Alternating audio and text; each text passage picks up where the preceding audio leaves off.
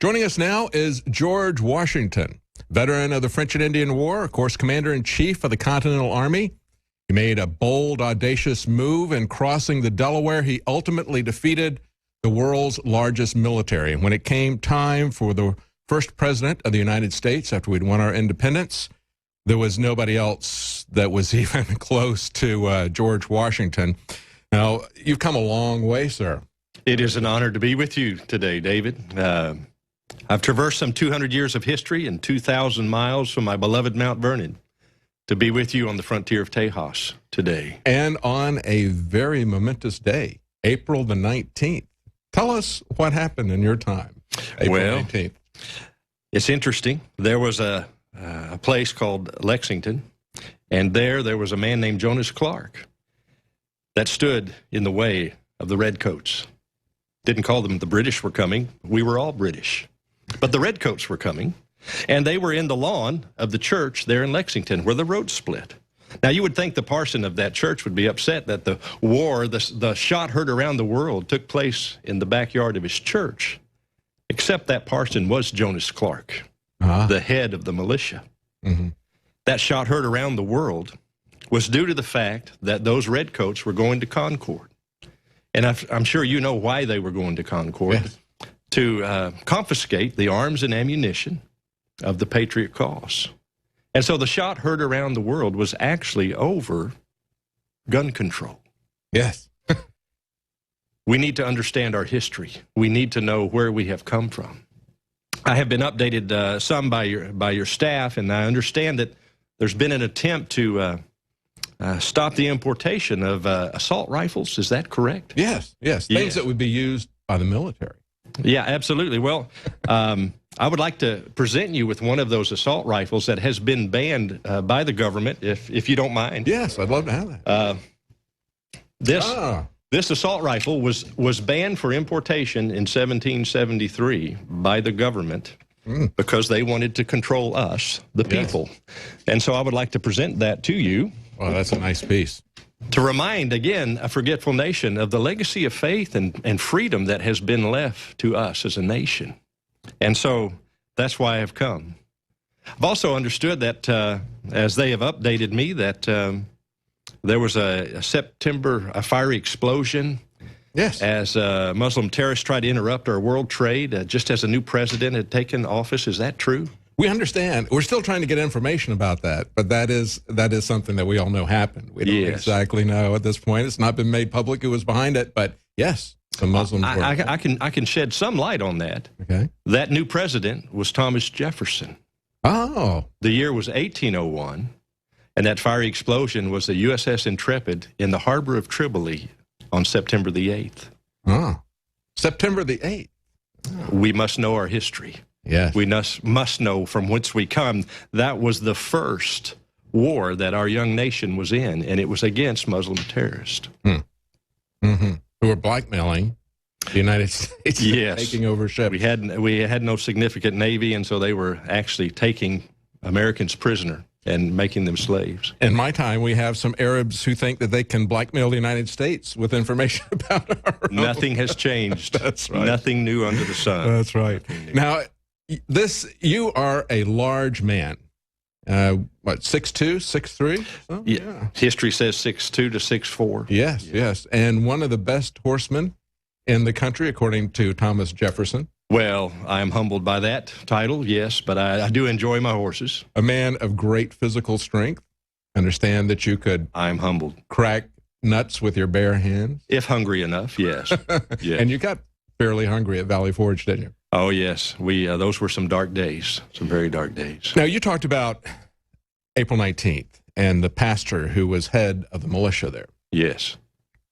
Tell us about that, because, you know, as we look at Romans 13, today in our time, we have a lot of people who will tell us that Romans 13 prohibits any questioning even of authority, that we should unquestionably obey authority. Yet, Romans 13 was used by the Black Regiment, as they call the clergy, to argue for the fact that we were justified to stand up to a king that was no longer under God, no longer under the rule of law, who had violated covenants that he had made with the people. Tell us a little bit about that back and forth, because there was two different trains of thought at the time of the American Revolution, wasn't it? There were many trains of thought. In fact, we all struggled with that. If you were a man of faith, to read those verses.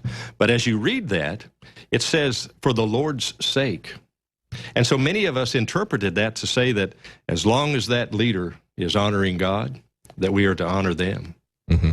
But as we look at, for example, Hebrews 11, there were many honored men of faith. Jacob, Gideon, Barak, Jephthah, all of those men resisted tyrannical governments and were honored as men of faith. Mm-hmm. Reverend Mayhew, he said to stand against tyrants is to honor God. And that was many of the pastors, those black robe regiment that served me so well throughout our glorious cause. They reminded the people that to stand for freedom is what the Lord would have us to do. But it was a struggle in many of our hearts and many of our minds through those days. To stand against oppression, against brutality, and against the confiscation of religious liberty, because we had the British king who was imposing his own church on everyone and was basically arresting. They had a history of arresting people in England who were not part of the Church of England. They did not want to see that coming to America. They believed that was going to be something that was going to come to America. That was a key part, I believe, of the Absolutely. Even as Jefferson was president, the Danbury Baptists wrote him a letter in concern that there was going to be a state religion or state denomination. And the separation of church and state, where those words come from, was to assure him that the government would never interfere with a person's right to their religious beliefs. Yes. Unfortunately, those words have been twisted, and they're being used to do exactly what they ensured that they would not do. Yes, absolutely. Now, when it comes to political parties, we have a lot of things happening with political parties in my country. We have an election going on right now. Yes. You were not a fan of political parties, were you? No, not at all. As you look at my farewell address, which there's another great concern, as we're not teaching our children the science of government, which is something that I encourage as one of the greatest endeavors that you can undertake. I said this in my farewell address, which was required memorization to graduate from high school in the early 1900s. Really? You had to be able to quote word for word my farewell address before you could graduate from high school. That was quite lengthy. Absolutely. And all we had to do was the first half of the first paragraph of the Declaration of Independence. They didn't want you to memorize the part that when government becomes destructive of these means, it is the right and the duty of the people to alter or abolish it. Don't memorize that. Just the first part. That's all we had to do. They dumbed it down quite a bit. 70 years ago, it was required reading. Now it is not even in the history textbooks anymore. Wow.